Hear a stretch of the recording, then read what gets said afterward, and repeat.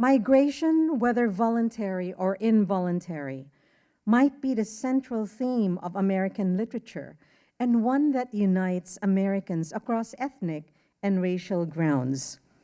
Using poetry, documents, prose, and manifestos, American Filipinos add their stories to this body of literature. Spoken into Existence by Adrian Formentos. Before my grandmother died, I always imagined fulfilling a lifelong goal of speaking to her in one fluid conversation in Tagalog. But for all the 5 years she was sick, all I could ever muster was a timid "Kumusta po?" the formal way of asking an elder how she was doing. She always gave the same cheeky answer, "Mabuti pa rin," still beautiful. In the Bay Area, an extensive network of Filipino elders, fresh off the plane or not, is as common as the bridges that connect the condensed cities surrounding the bay. My dark brown skin, flat nose, and barely 4 foot 11-inch frame is an obvious giveaway for the Filipinos who come from home and are always seeking someone familiar. I can be sitting on Muni or volunteering at my clinic, but within moments, I'm always bombarded with the same set of questions about where my parents are from, how often I've gone back, and how I like the Philippines. Inevitably, I'm always asked, "Do you speak Tagalog?" I've lost count of how many times a light has gone from someone's excited eyes when I reply that I can't. Like a connection has been severed.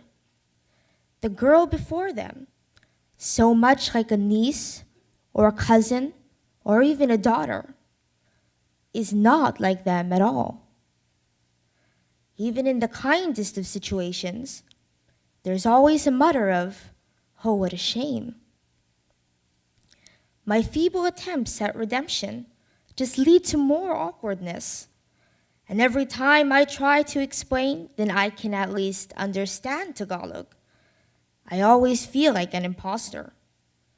After all, hearing the words and knowing the meaning is vastly different from really understanding what someone is saying.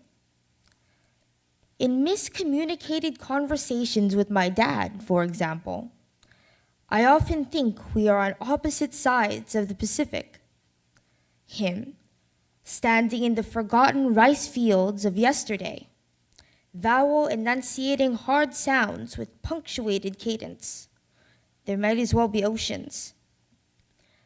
A teacher and friend once told me, "Nothing is real until it's spoken."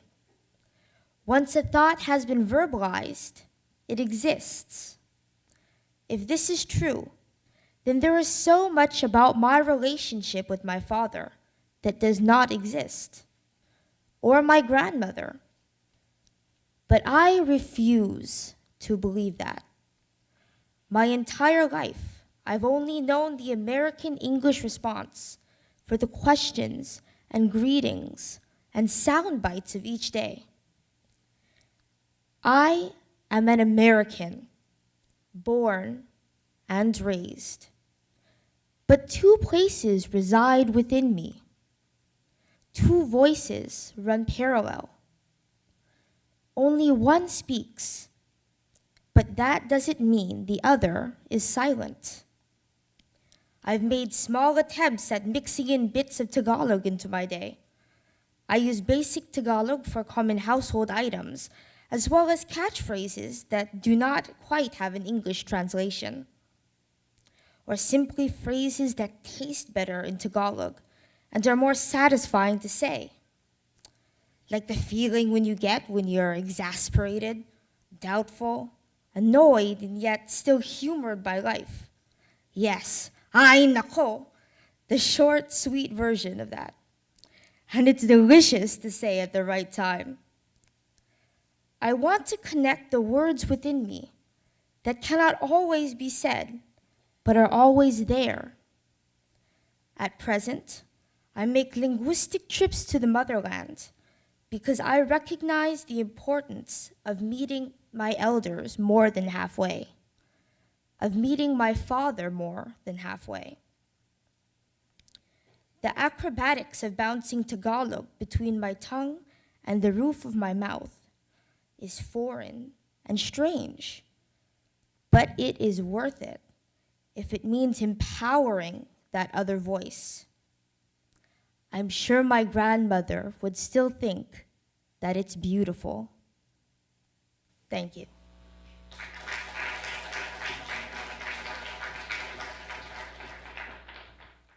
Not long ago, I saw an interview with a Filipino writer who spoke of cliches that Filipino writers, mostly beginning Filipino writers, use. He cited such things as mango-colored suns, white sand beaches, and of course, the obligatory carabao as hindrances to the literary landscape one is trying to create. This writer's comments made me think of my own writing and the role the carabao has played in it. Firstly, I have never seen a carabao. The carabao is a beautiful animal, hardworking and loyal, I've been told. The people who told me this of the carabao also happen to be hardworking and loyal, and I have been told that I have displayed just the opposite qualities, namely by my father. I have seen the carabao in pictures in National Geographic and numerous books showing the landscape of my indigenous ancestral home, the Philippines. I felt somewhat guilty in regards to the writer's comments because I had used carabaos and mango-colored skies as metaphors in my writing. "You're a sham," a friend once told me. "You've never seen a carabao in your life, nor have you been to the Philippines." Now, this was true, but I began to think about this writer, who is quite well known since the release of his book. I looked at his face, his clothes, his hair. All were immaculate, all impurities swept away in the archipelago winds. I was curious if this writer had ever stepped into a steaming mound of carabao dung in his Oxfords or boat shoes and subsequently fallen. Or had he ever awakened to find carabao crust in his eyes, or walked with carabao mud between his toes, or carabao snots running down his nose? These and other questions remain. The mystery persists. Now, my uncle, the poet Al Robles, he also wrote of carabaos. His book of poems, Rappin' with 10,000 Carabaos in the Dark, are carabao tracks on the page, tracing their journey in the Philippines and in the US. Each poem is stained with the mud, saliva, tears, tae, the life of the carabao, the memory of the carabao, the music of the carabao, the heart of the carabao, which is the heart of the manongs. The sound of the carabao brings us closer to home, closer to the earth, closer to ourselves. Carlos Bulasan wrote of the carabao in America is in the Heart. In the story, his brother Amado beats a weary carabao with a stick, to which his father responds by slapping him sharply across his face. "What are you doing to the carabao?" I think of one of my uncle's poems and the reverence he had for the carabao. "He's nice one, you know. The carabao is nice to you. When you come in the afternoon from the rice field, he goes home too by himself. After the sun goes down, he lays down. Goddamn, like a human being." International Hotel Night Watch, Manong Carabao. I ride you through the I Hotel rice fields. One by one, the carabao plows deep. I recently took a walk to a grocery store in my neighborhood, and I live out in the outer Richmond. A couple blocks from my house, I came upon a garage sale. I approached and saw the usual: books, plates, clothes, knickknacks, all kinds of stuff. It all belonged to a young white guy wearing a Giants t-shirt. His face had a pinkish tint due to the unusually hot weather. He sipped on a Pabst Blue Ribbon as people browsed through the items making up his life.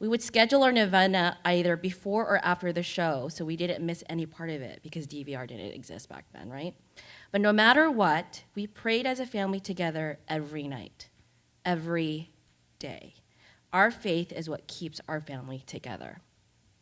My food. So recently, I just went to the Philippines earlier this year with the San Francisco Manila Sister City Committee with Mayor Ed Lee. It was his first time to the Philippines.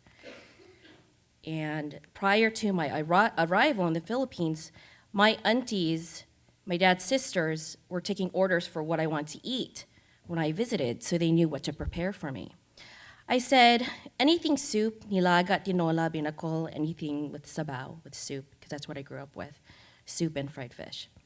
And when they asked me what I want to bring back home as pasalubong, as a gift back, I said homemade achara, pickled papaya. And so I did. I brought back 10 pounds worth. You don't even know. You don't even know. It was very important. I brought 10 pounds worth of my Tita Rosie's homemade achara with bamboo shoots.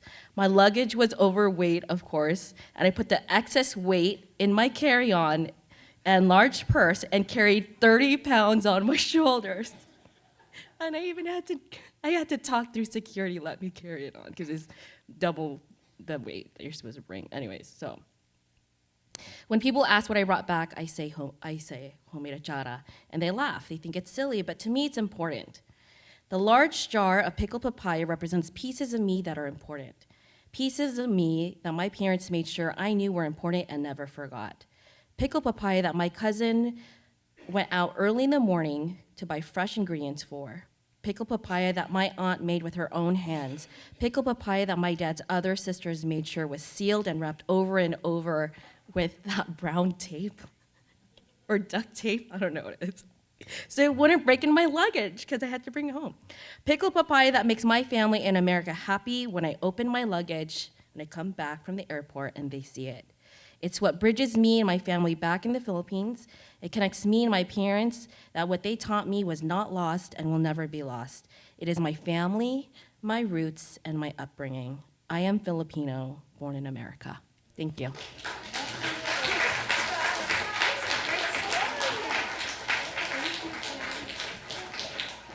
"1946. I belong to a generation that spent much of its childhood playing hide and seek, where I often hid under the dolly switching off my grandmother's tablecloth and ran through the woven plumeria and orchid garden in her front yard. A generation that swung among the tall tree vines into the shallow pools of the river. A generation lost in a coconut daze, one that would not be possible without the seed planet when my great-grandfather made another man's opportunity his own. 1946. On a gusty evening sometime in May, Cristiano Alvarado rushed to find a seat in the back row of the town hall, where he immediately settled in, fingers woven in his lap, thumbs pressed one against the other, palms sweaty in the silent depression found in filled rooms where everyone wants the same thing, but not everyone can have it. This was one big day for some in the poor province of Umigan, Paganasan, a wet green lowland area, speckled with rice fields, anchored by cider block huts thatched with dried banana leaves roofs. Cristiano, a bronze-skinned fellow in his late 20s, with a smile that leaned to his left and a part in his hair pushed right to his right. Bobbed in and out, working odd jobs to support his family of 6. At home, his wife Rosa, a neighborhood seamstress, worried about the possibilities of the big town meeting, pricking her fingers over the potential change it could bring to the family. She looked at her youngest son, Felix, crawling on the dirt floor of their tiny shack inside. Today's assembly was no ordinary one. Hiring officials from Hawaii Sugar Planters Association, HSPA, were in town to find workers to tend the tall cane fields combed by humid breezes during Hawaii's sugarcane boom. Since so many were interested in leaving their improvised surroundings, men across the Philippines entered a lottery system, interested in the idea of a glamorized version of a plantation life, a $10 advantage, free passage, a 3-year commitment, and free plantation housing. Yet there were not enough spots to satisfy the crave. The loud roar of townsfolk fantasized about the new opportunity and new money and the pattering of barefoot children playing games of tag filled the town hall. All activity was immediately hushed, and the clacking of boots, lunists, foremen of the cane fields, and their translators were heard entering the room. The lottery began. One by one, names were called as local townsfolk teared up at the sound of their own names, hugging their family members as they walked over to a table to sign their lives over to the Hawaiian plantations to which they would belong. In the back, Cristiano waited, fingers woven in his lap, thumbs pressed one against the other, palms sweaty in the silent desperation found in filled rooms where everyone wants the same thing, but not everyone can have it. Anything was better than here, he thought, reaching for hope in his empty pockets. Names continued to be called, seeming to be everyone but him. Call Cristiano, he now prayed head down, his callous hands cusping one another. Call Cristiano, he continued to whisper. Rafael Archila, shouted the Luna, who was nearing his last rounds of the lottery. Cristiano lifted his head, halfway happy and halfway jealous for Rafael, a lifelong acquaintance who he grew up with. Rafael Archila, the Luna reiterated. Cristiano looked around, waiting for Rafael to surface for some corner of the room, jumping for joy as did everyone else chosen in the lottery. Rafael Archila, the Luna exclaimed, as if his hoarse voice was irritated about the drag Rafael was putting on the process. I'm here, Cristiano said, as he stood from the bench from the back and had made his way toward the front. In 1946, my great-grandfather, Cristiano Alvarado, left his family behind to earn money working the sugar plantations in Kauai's and eventually Maui's, becoming part of an elderly wave of Filipino immigrants to come to Hawaii. Cristiano returned to Rosa and their children in 1952, a move he thought would plant them in the Philippines for good. Here, Rosa and Cristiano rekindled their love, creating the youngest of their children, Ruth. While Ruth was still a young girl, Cristiano had a change of heart about staying in the Philippines. When Hawaii became a state in 1959, my great-grandfather decided to bring the Alvarado family back to Maui, where they had purchased the plantation-style home near the bottom of the Wekona Street next to the cool waters of the Wekapau River. Together, they raised a family and hosted parties where generations of Alvarados grew up the floral couches, Rosa's black singer's sewing machine, Cristiano's undefeated chessboard, and one of their many dogs. Thank you.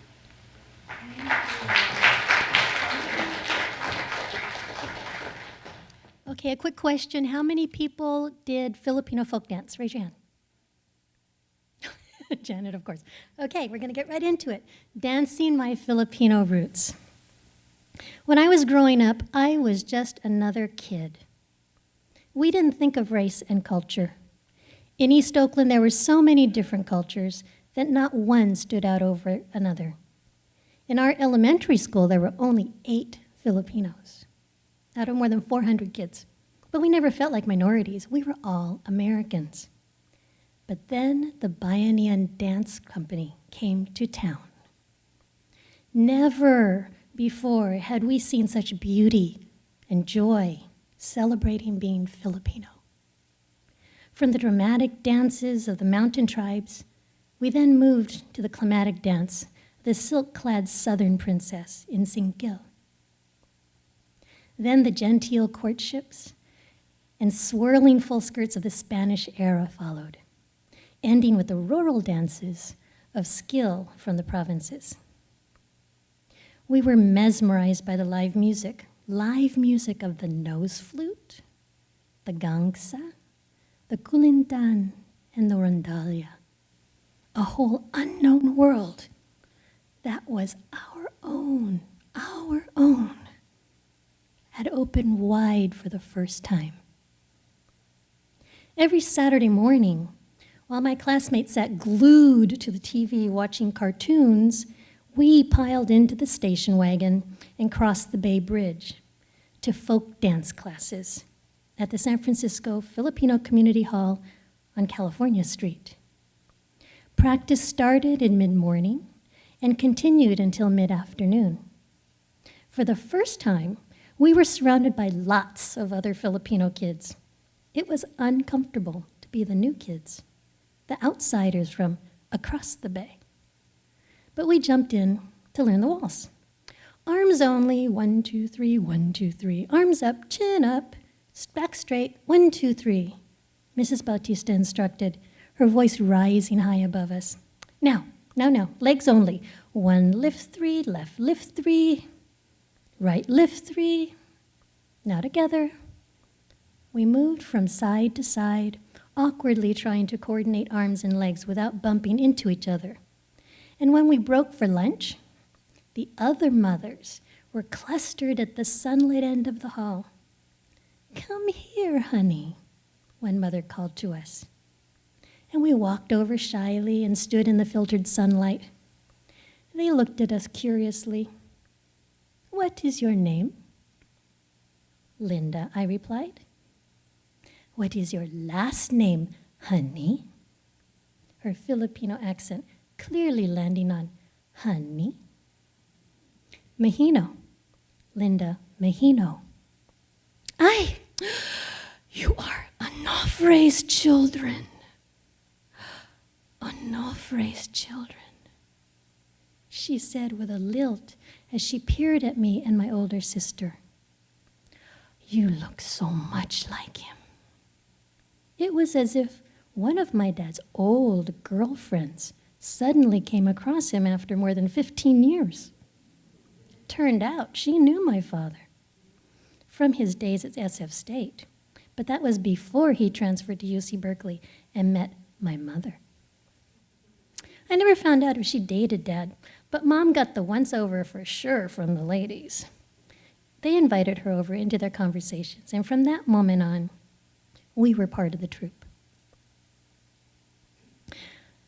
Every Saturday, the moms transported us and fed us, and when it was time for performances, they made the costumes, dressed us, and prepared us for the stage. Do you remember that? The girls would line up, have our hair pulled up into a tight bun, maybe augmented by a hairpiece, remember the pastiche? And lacquered with Aquanet hairspray. Close your eyes, hold your breath. They would warn us just before the cloud of hairspray engulfed us. Another mother carefully drew on her eyeliner and thickly applied the mascara, but the big girls put on false eyelashes and falsies. While another put on lipstick, rubbed it into our blush as our cheeks, and topped us off with a dusting of powder. We had big performances at the Masonic Hall on Nob Hill in San Francisco for the opening of the Filipino Center of the San Francisco Main Library and in the July 4th parade. We danced at celebrations of the Laity Association and other regional organizations, and even performed for the patients at Laguna Honda Hospital, as well as the Manongs at the International Hotel. So, it was with great curiosity that we answered the call from Ness Aquino for a series of performances at his on-Broadway theater. We shared the bill with Tony Toledo, a handsome man in his day, who could still make our moms swoon. The theater was situated in the tiny 2-block district where strip bars had hawkers, and the large neon sign of famous stripper Carol Doda greeted you at the corner. Though Little Italy and Chinatown were only 1 block away, it wasn't where you would bring your family for entertainment. At our first on-site dress rehearsal, we piled out of the cars and carried costumes and props past the go-go girl dancing in the lighted cage and ignored the surprised looks of the hawkers. Moms made sure we marched straight to the dressing rooms to get dressed. Hearing the strains of a man singing "Tiny Bubbles in the Wine," several moms ran to the stage to see Mr. Toledo himself returning with silly, silly grins on their faces. And as he exited stage right, they visibly straightened, perky boobs at the attention, as he smiled his way out the door. And at one point during the rural suite, we pretended to cheer on the cockfight. To our surprise, 2 Manongs stepped forward with 2 unarmed fighting cocks as we yelled, "Sapula, saputi!" Red one, white one. Feathers flew as the 2 cocks attacked each other. And it was so unexpected and exciting. But alas, the prospect of having this controversial sport on stage with children was too much for American sensibilities. And the 2 feathered dancers never returned. Thank you.